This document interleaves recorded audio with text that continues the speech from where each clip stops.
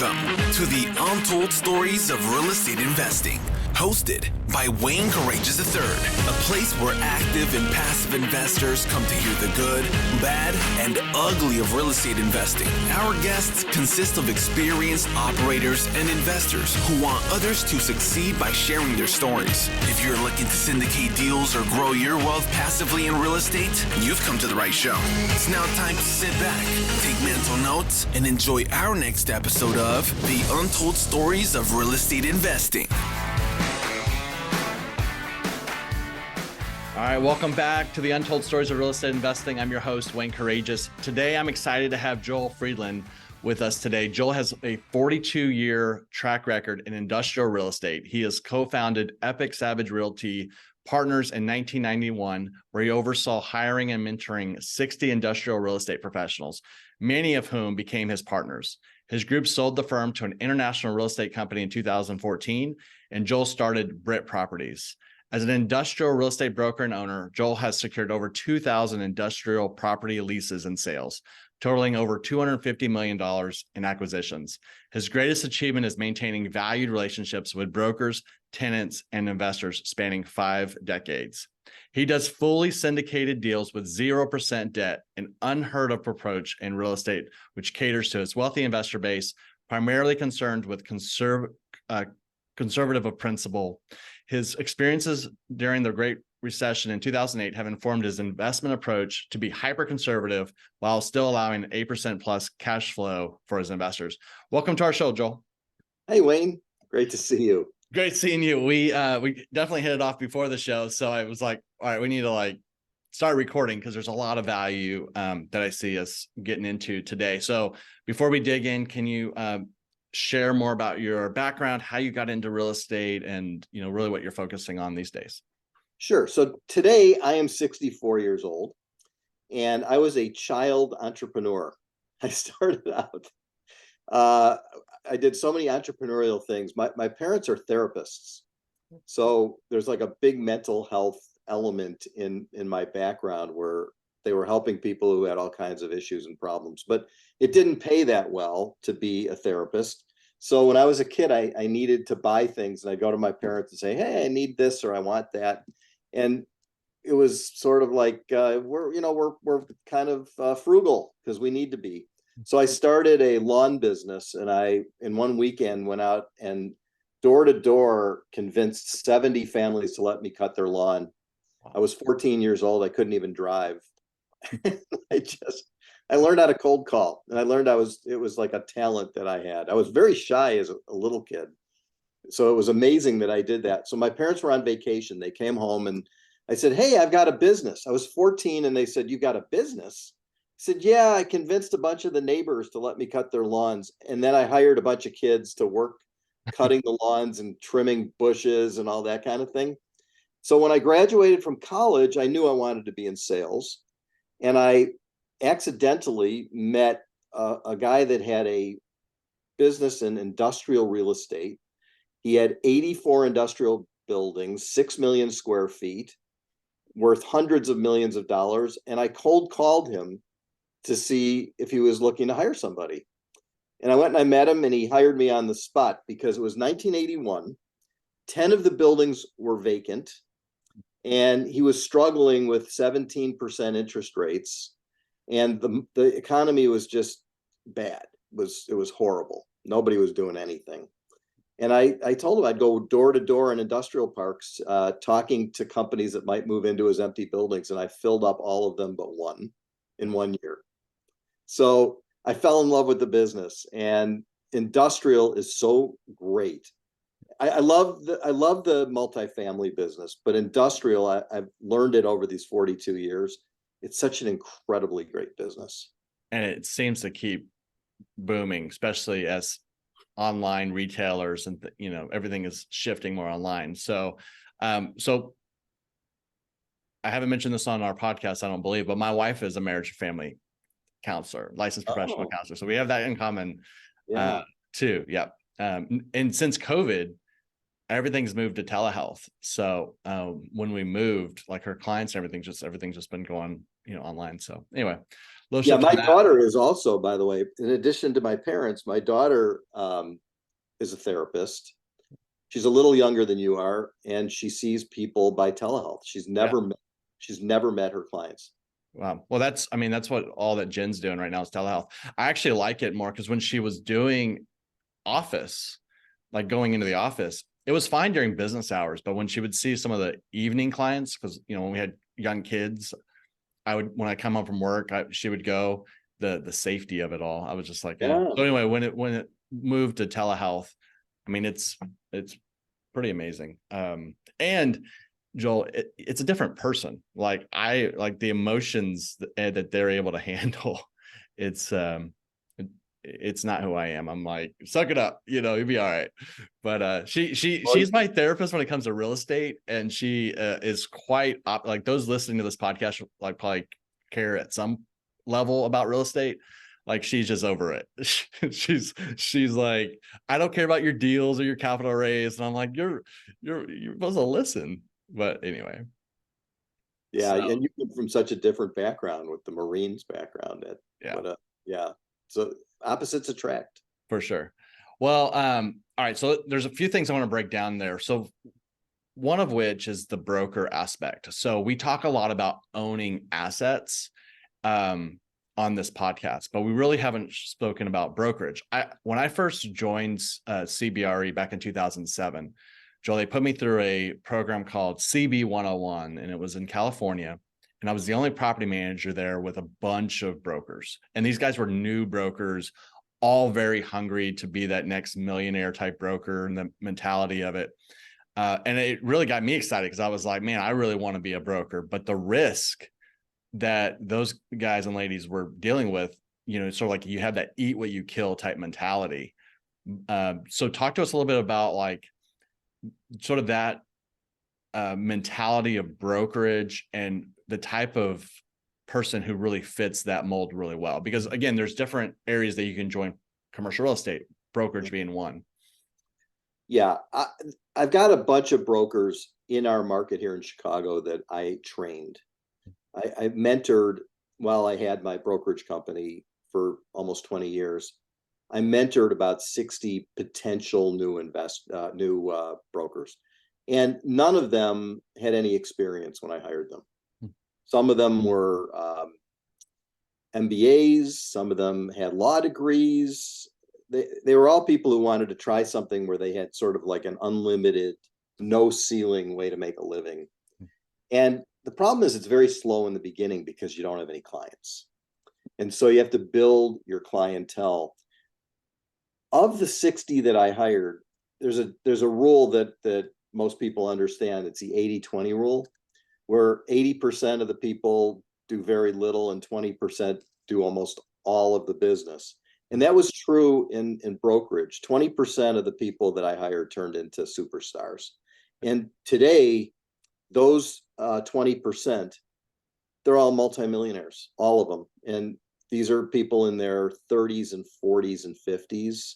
And the reason that they're successful is because they're great relationship builders and because they know how to negotiate.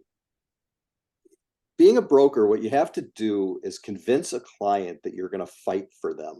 It's not a lot different than being a politician, where politicians get up and they say, I'm going to fight for you. It's like, well, who are you fighting against?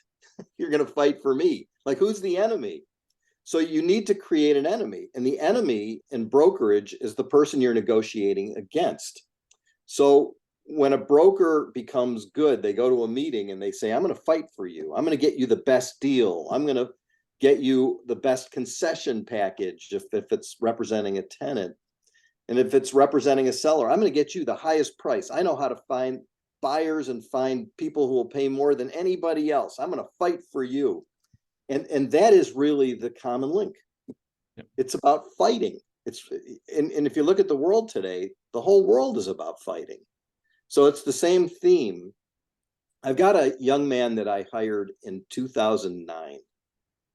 And today, I would say he probably makes $2 million a year in brokerage.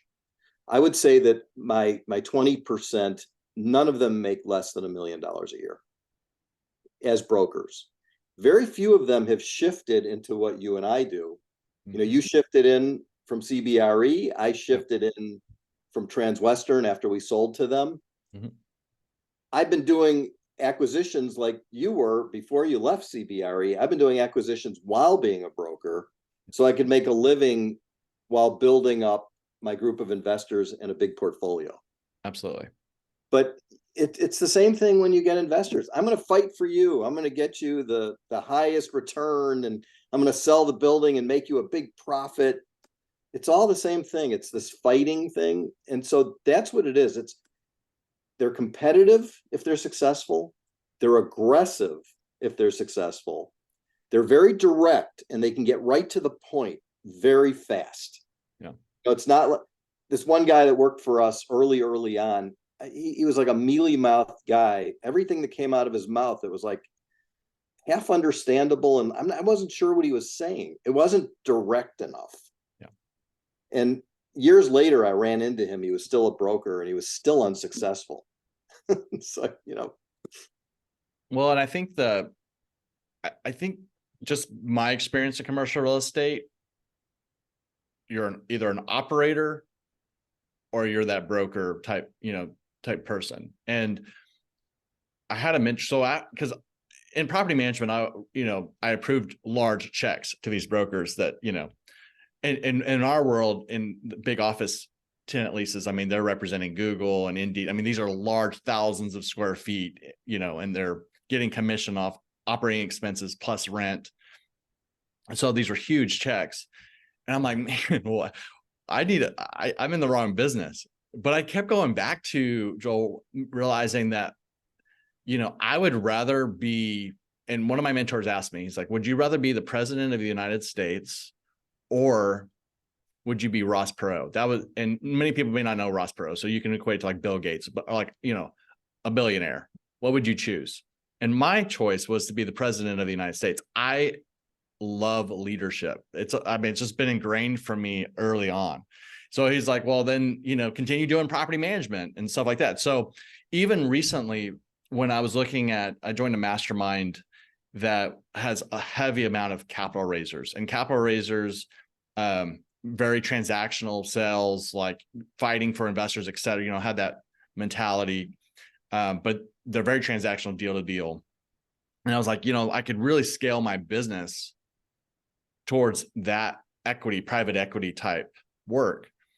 The problem that I have is that I really enjoy the life cycle, the operations of the asset. And so, yes, I have to raise capital and stuff like that, but I enjoy the control and the aspect of leadership from A to Z of the life cycle of the property. So just an interesting way of thinking of like those that are listening and may want to get into commercial real estate of, are you an operator or are you a sales? And at the end of the day, you make a good point. Like everyone needs to have sales and negotiation, and everything in real estate is relationships. So a lot of those can be tied together. I think what you're saying is exactly right. There are two kinds of people. There are the salespeople, as you mentioned, and there are the operators.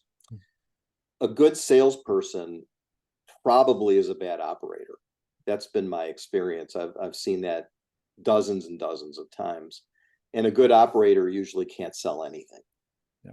So what's ideal is if you have two partners or three partners who trust each other, and one or two bring the sales, and one or two bring the operations. The problem with the salespeople, when we started our business, I had a partner who was 10 years younger, and he took the approach that anything that wasn't sales was a waste of time, which is very wrong. That's how you get in trouble. Right. So he didn't really believe in the back office. He didn't care about property management. He just cared about finding the next deal and making the next $100,000. Yeah. And what happens is you get in trouble when your back room gets disorganized. You've got to have a great bookkeeper or accountant or CFO. You've got to have that. And you've got to have someone who's hands-on with when the sewers back up and when the HVAC on the roof breaks down. You've got to have that person who's in charge of that. And when the company gets big, the leader of your side of the business, the operations side, has to be a good delegator and has to be a good leader, like you're talking about. You know how to do it. You've done that. That's been your position. In my end, in the sales end, and in the acquisition and finding deals, we have to be good door openers. And then once the door is open, we have to be good relationship builders. And that has nothing to do with credits and debits in the accounting department. Nothing. So I have learned that having a partner who's fantastic, I have one of those. His name is Eric Schneider. And I was on the phone with him this morning. He said, we had a sprinkler test at the Rose Street building, and there's thousands of gallons of water in the sprinkler system. And when they empty it out, it goes into the sewer when they test. I know nothing about this, but he knows everything about this. He said, so I get a call from the tenant, and the sewers in their bathrooms are, the little drains are backing up, and something very bad smelling is coming up through the drains. I said, oh no, that's terrible. I said, your problem. I said, thank you. I said, thank you for taking care of it. Yes. I know that the sewer backup is a really big problem. And if you weren't handling this, someone would be calling me, and I wouldn't know what to do, and I wouldn't want to do it. Yeah. Yeah. Well, so if somebody's starting a business, warning, warning, warning. Figure out what you're not good at and make sure you have somebody, right? That's what we did. Somebody who's really great at doing the other thing and that you can trust them. Huge. So team sport, we talk about that a lot, where do, as you just said, what you are passionate about and what you love doing, because you're not going to get burned out. Real estate is tough. We were talking about this before, and we can go into this a little bit, of the business cycles and real estate cycles. And I love those memes that are like, you're like a beautiful at day one in real estate. And at the end, you're like, hair's grown out. You look like you've aged 50 years, and, but if you're doing what you love, that grit and that fire, and that resolve that you need to get through any challenge persists. Now, if you're doing what you hate, or you're not doing what you're, passionate about doing, it gets a little more tough. The other thing too, is if you're a salesperson, that's great on real estate, negotiating and such. If you're not having those other partners, then you can outsource, like that property management, third-party property management, they would be letting you know of what's going on and what they're doing. So that also helps. But it goes back to that trust. You got to trust the management company too, and do your due diligence on them. So hey, listeners, it's Wayne Courreges. I just want to pause real quick to say thank you for listening to our show. I hope that you're getting a lot of value out of it. If I could ask you to go ahead and like, subscribe, and share this podcast, that would mean a lot. It will get a lot of other investors like yourself learning about the process and the steps to successfully invest in real estate, either as a passive or an active investor. I also want to do a quick introduction of CREI Partners. I'm the managing principal for CREI Partners, and we started it back in 2019 with one goal: to grow your wealth passively in real estate. We do so by buying assets in multifamily, build-to-rent communities, and RV boat storage facilities. And we do so in areas that have strong market fundamentals and also have strong partnerships with other real estate investors, such as ourselves. We personally discovered that passively investing in real estate was a really great blend for people that are busy like yourself, and that you can invest passively in real estate and still reap the rewards of the returns, the tax benefits, etc. If you're interested in learning more about passively investing, check out our website. We do a lot of content through our passive investor coaching program, through our podcast, our blogs, and just other information that we do on a daily basis. Check out CREIpartners.com. Again, CREIpartners.com. If you're interested in building the relationship and joining our investor club, there's a link there to join. We'll set up a call and continue building the relationship with you. We're super excited to have that opportunity, and I want us to get back to the show. And hopefully, again, you're enjoying the conversation, and I look forward to connecting soon. Thank you, ma'am. So let's shift gears a little bit. So industrial, how did industrial fare in 2008? What was your experience like during that time, and what were some of the lessons learned, for people like myself who are recently just going all in on real estate investing? Yeah, it was terrible. I can tell you that I had 50 buildings in 2008. And unlike multifamily, which I love, by the way, industrial is very different because industrial has two kinds of buildings. There's multi-tenant, which is more similar to multifamily, and then there's single tenant. I'd say at least 2/3 of the buildings in industrial are single tenant, which means it's either 100% occupied or it's 100% vacant. So that's the big risk. And I had 10 single tenant buildings. I was like Milt Podolsky, my mentor in 1981, who had 10 empty buildings. I had 10 empty buildings in 2008. And I had loans on all the buildings. And I'll tell you why I don't do loans anymore. I like to do my deals all cash, no debt. Having to deal with the problems I had back then that I don't want to deal with again. Right. So I've maybe gone way overboard, but I ended up on that couch back there. I lived in this house and my wife and my kids watched me go into a depression because I had 200 investors. We had $200 million worth of real estate. And of the 50 buildings, 20% were vacant because tenants went out of business or tried to break their lease or called us and said, we can't pay the rent. And I had 7 banks and none of them have a sense of humor when you can't pay the mortgage. Yeah. And the taxes have to be paid and the utilities have to be paid and the insurance. So I was a mess because I thought I had lost everybody's money. I thought that I had 200 investors and I was going to have to tell them all that they were wiped out. And that was 2008 and 2009. And it didn't get a whole lot better until 2012 and 13. And even then it was a slow climb back. It was like being in a dark hole and being halfway out. Yeah. And it was, talk about mental health. My parents, the therapists, didn't even know what to do with me. They had no idea. And I had to go for counseling, meditation, medication. It was brutal. And so I learned a lesson, which was that I'm not a risk taker. I can't handle what happens if the risk turns a good situation into a bad situation. And so I learned the hard way that when things go bad, you have no control. We are not in control. Right. Forces way beyond us are happening every day and cause us to have to deal with these things.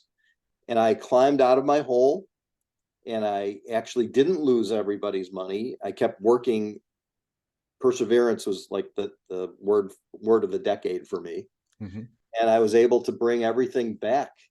When things got better, my investors called me and said, you did things that our other sponsors didn't do. A lot of them went bankrupt and just started over. And I appreciate how hard you've worked to bring it back, but it still hurts today.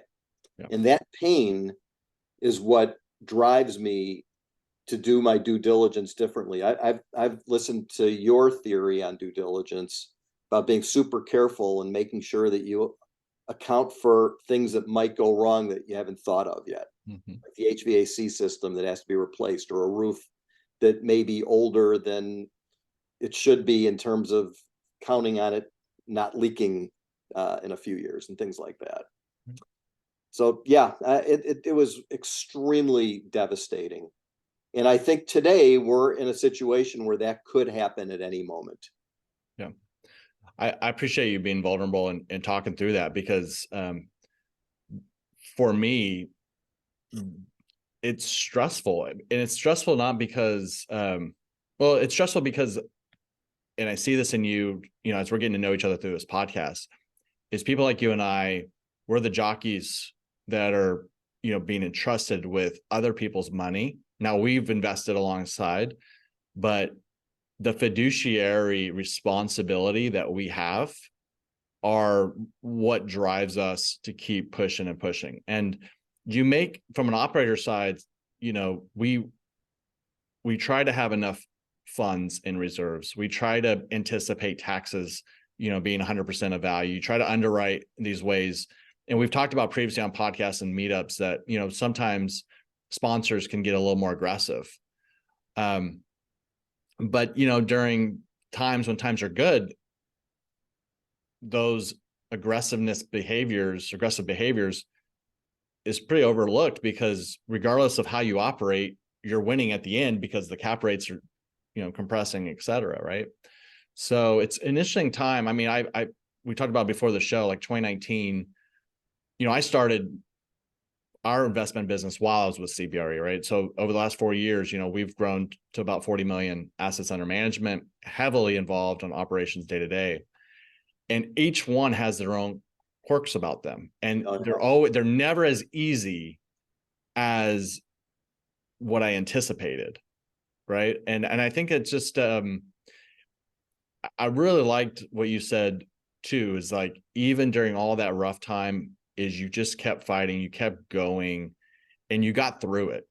You know, there's cycles in real estate, and regardless of where you are, your investors are counting on you. And the easy thing to do is just fold and walk away.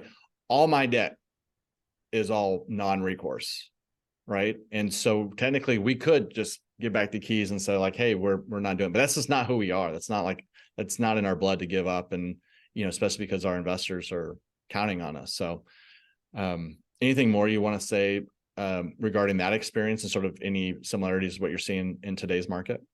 Well, I am seeing today that things have been too good for too long, and it just isn't realistic to believe that they'll always be like that. And as a country, we have way too much debt, and people are living beyond their means. And there will be, in my opinion, I'm just looking out, I don't know if it's 2 months or 2 years, but there will be a time when things are really rough. It's not going to be like today. In industrial today, rents have approximately doubled from where they were 10 years ago. That's 10% rent growth. Yeah. And I don't believe that that's sustainable. It just isn't the way the world works. So I believe that something bad's going to happen, and I'm prepared for it. Yeah. And I'm making sure that my investors are aware that I believe something bad's coming. So some of them say, well, then maybe we shouldn't invest today. I believe there are good deals happening all the time, but not everywhere, and not all deals are good deals. Yeah. So we have to figure out which are the ones we want. And then the question is, how do you mitigate your risk by structuring the deal so that it's a lower risk deal? And I think you're good at that. I know your philosophy. We should talk about that, because there are many ways to do it. And my way of doing it is by being laser focused on one market, which is Class B and C industrial buildings in the Chicago area, which I know like the back of my hand. There are 16,000 buildings, and I've been to 15,000 of them, whether cold calling or going to meetings, in 40 years. But how do you mitigate? How do you protect your investors against a drastic loss? And I think you figured out a way to do it by being super careful on diligence. And so are we. But this is where it gets to my issue of having zero debt. Yeah. People think I'm a moron. They say, come on, real estate's a leveraged business. How do you push your returns without having debt? And my answer is, my investors don't want to push their returns. They just don't want to lose their money. They want a good return that's better than they could get in an alternative investment to this, where they don't lose their money, because you can't make up the loss. This is such a great conversation. So I look at it, and we do a lot of education with our investors. It's something that really, that's why I do the podcast. We do a monthly meetup, got a book coming out. And part of that education is understanding where everybody is on their investment path, right? So I'm 38. I'm willing to be a little bit more risky on my personal investments, because I would rather have the 2x, 2.25. I'd rather the equity multiple over a 5 to 7 year hold period in my current cycle of business. Now, cash flow is important, but I'm okay taking on additional risk up front, doing a deep value add, going in with our operational and our construction management teams, going in and doing complete value add, understanding that we're going to have to probably go down to a low occupancy, and there's going to be some cash flow issues, because so at that point we've got to make sure our reserves are higher. But to your investors and to a lot of investors, and there's never a right or wrong to any of this, I do feel like once you determine where your risk tolerance is, it's like stocks. You can determine where you want to invest, and with the risk is likely a higher return in theory, right? That's the whole idea of the higher risk, the higher return. So having people understand where their risk tolerance is and what they're okay in the worst case scenario losing for that risk and for that reward is, I think, extremely important. So there are cash flow investors, and then there's equity investors. And what I'm understanding from your investment methodology, your methods and your philosophy, is you're focused on, as we all should be, cash preservation. I mean, that should be for everybody, number one. But two, more of the conservative, more institutional like mindset of cash flow. It may not be sexy returns, high 20% plus IRRs, but the risk is lower. You're getting that cash flow, and then your investors are getting that tax depreciation. Am I off base here? I'm definitely. Oh, you're right. You're right. You're totally right. So let me dive into my typical investor and my typical deal. For sure. We like to own manufacturing buildings.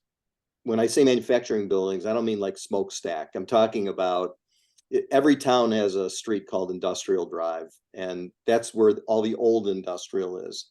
And then there's another street that's named after somebody's daughter because the developer needed a name for a street. So it's like Melanie Lane, right? And then there's another street where the big boxes that you see on the side of the tollway, and those are frontage road. We don't do the frontage road. We don't do those giant big boxes that are leased to Amazon and to Wayfair and Target for their warehouse. We do these smaller buildings that are older, built in the 1970s and 80s, lower ceiling. The big boxes have to have really tall ceilings because they use racks and they use forklift trucks. And to them, it's about cubic footage and being efficient. To my tenants, it's about floor space and being able to put their machines in various places. The machines aren't that tall. Maybe they're 18 feet tall at the most. So let me give you an example. We bought 3 buildings last week in Chicago near downtown. So we also like infill, which is where the population density allows for hiring employees easily, getting to the center city for various reasons, being near the tollways and the highways. So the company that occupies the buildings that we bought is called Tampico Beverage. And they manufacture goop. It's concentrate for fruit drinks. And they have these huge tanks and wires and tubes. They can't move. We call that a sticky tenant for 2 reasons. And we love a sticky tenant because they stay for 15, 20, 30 years. Tampico has been in these buildings that were owned by a family for 30 years. So we bought the buildings subject to 7 years of remaining lease with Tampico. And we have to give our investors an unlevered 8% return over, let's say, a 10-year period. It might start at 7, it might go up 3% a year. And the investors like the yield, but they also like the idea that we're at a maximum debt ratio, loan to value ratio of 30%. And that's actually in our PPM. We can't borrow more than that, or we'd be violating our promise. Sure. And many of the buildings have 0 debt. It's really hard to find an 8% return without leverage anywhere. I mean, I don't know if you could find it. I'm struggling to find out. I mean, the only way to do that is just to buy it at an extremely low price versus the rent that's coming in, right? I mean, so how are you getting those deals and getting them to even agree to sell at that price so you can get that return? I mean, it is very difficult to do that, which is why people say leverage is the way to go. Yeah. So because I'm anti-leverage and my investors understand that, and that's why they invest with me. And incidentally, when an investor invests with me, I tell them one thing up front. I say, you can go into as many deals as you want with me, but you should never put more than 5% of your total net worth in my stuff, because diversification is really important. For sure. And so I believe that people should maybe even keep it down to 3% of their net worth in any one particular investment, whether it's Apple stock, whether it's bonds, a Comcast bond, or a syndication with us. When I tell people we're different, what I say is we actually cold call families. We cold call. This is our niche. It's very bizarre. We find families that used to own a business, sold the business to a private equity group or a much bigger company, and then leased the building back. And then a decade or two go by, and now you're in the next generation of the family, and all the kids want to get rid of the building and cash out. Grandpa, who started the business, is long dead, right? He's gone. Oh, we miss Grandpa. Thank God he started the business, because now we're all rich and we own this building, and there's 16 cousins, and Uncle John and Uncle Peter hate each other because when they were in the business working for Grandpa, they got in a fight. So now you got brothers who don't get along. You got 16 kids between them and their grandchildren, and they want to get rid of it. So we cold call the people who are the families that own the buildings that used to own the company in the building. And if you look at our 19 buildings, 15 of them we bought from families that had to get rid of each other. Yeah. That's how you get 8%. Genius. Because you do it off market. Yeah. It's very niche. It's very focused. A lot of people are doing that in multifamily, where you'd find the mom and pop multifamily who's trying to sell, or, that's become harder to find because everything, got a lot of these value add groups. But with your focus on these, and especially there's 15, you said 16,000 industrial buildings, that's a big base of properties that y'all can go after. And then I love the niche approach. I also love that you're still buying. So last week we closed on 44 units in Houston, and I'm still bullish even during this time of uncertainty. And I always say that if you take the facts that are going on in the market and you try to de-risk as much as you can, for example, like this was a 5-year deal. Now it's probably not going to it definitely won't hit your risk tolerance because there's debt involved. But what we did was a seller financing 6% fixed rate for 5 years, interest only, no prepayment penalty. And the story behind it, Joel, was we bought it less than what they bought it for in 2018. And we found it off market direct, we had a broker relationship that we've cultivated over the years. But, if you're finding those niche and you're really honing in on what your investors and what is going on in the markets, you can definitely find these things. So I just love that you're still buying. You said you closed 3 properties last week. I mean, there's a lot of people just sitting on the sidelines, a lot of cash sitting on the sidelines, but just through consistent strategy that you're doing, it seems to be working. And I love that you're doing it with no debt. I mean, wow, that if you can do it this way, I mean, like think about that 6% seller fixed financing, right? So instead of paying that 6% to the seller for their financing, that 6% in theory would go to the investors. Right, exactly. And so that's your equity. You think about the capital stack and how you're accomplishing it, that debt is part of that capital stack. So if you have none of that, then it just pushes those returns. So I'm thinking out loud here as I'm talking to you, because I think it's not a common strategy. So I commend you for it. Nobody else does it. I've not been able to find anyone else in the United States. And I talk to a lot of syndicators, and I watch a lot of podcasts, and I read a lot of, I look at CrowdStreet, and I look at all the different platforms. Nobody does what we do. And it's because I was on the couch in 2008, and I know at my age, at 64, I'm not in a position where I can afford to start over again like I did in 2009. Sure. To save a portfolio and bring it back from the brink. So my investors are like-minded. These are people who are older. I'm not trying to teach people who are young people how to invest. For sure. I deal with accredited, very, very wealthy people who may have, you know, I don't know if you know this, but the top 1% of wealthy people in the United States have a net worth of $11 million or more. I would say 2/3 of my investors are 1%ers.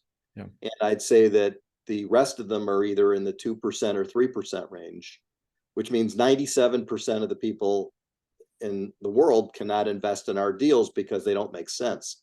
We have a $50,000 minimum on most deals, and 50,000 is 5% of $1 million. So if your net worth is $1 million, you're done with your first $50,000 with us. Yes.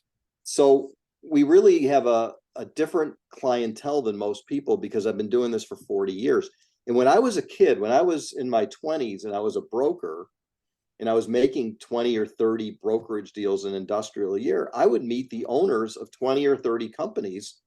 And when I started syndicating, those are the people that I had relationships for, because remember, I was fighting for them. They know I'm a fighter for them. So I'd go back to my old brokerage clients and say, hey, I'm putting together a syndication to buy a building on Tripp Avenue, and we're raising 2.7 million in $50,000 chunks. And very regularly, it's like, well, what's your strategy? It's all cash, no mortgage, don't want to lose any money. We're all too old and we have too much money and we don't want to lose it. Yeah. In which case, the investor will say, I'll put in 250. Yeah. You know, that's how it works. Yeah. Well, you take that huge risk away with that debt side, and you're able to get the returns because you're buying right, and you're buying right because you've got a niche and you know exactly what you're going for in the locations, et cetera. So niching down every aspect of your business seems to reduce a lot of the risk, helps you sleep at night, and you know that no one's going to be losing money, because at the end of the day, you don't have to sell, and you really don't need rent. Yeah.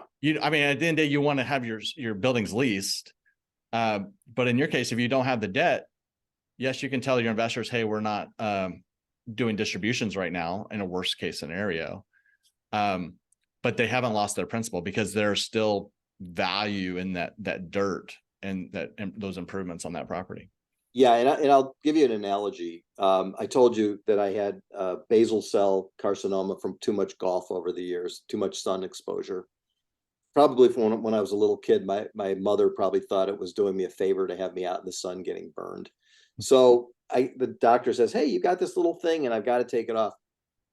I went to a doctor, this guy in Northbrook, Illinois, who does nothing but what's called Mohs surgery.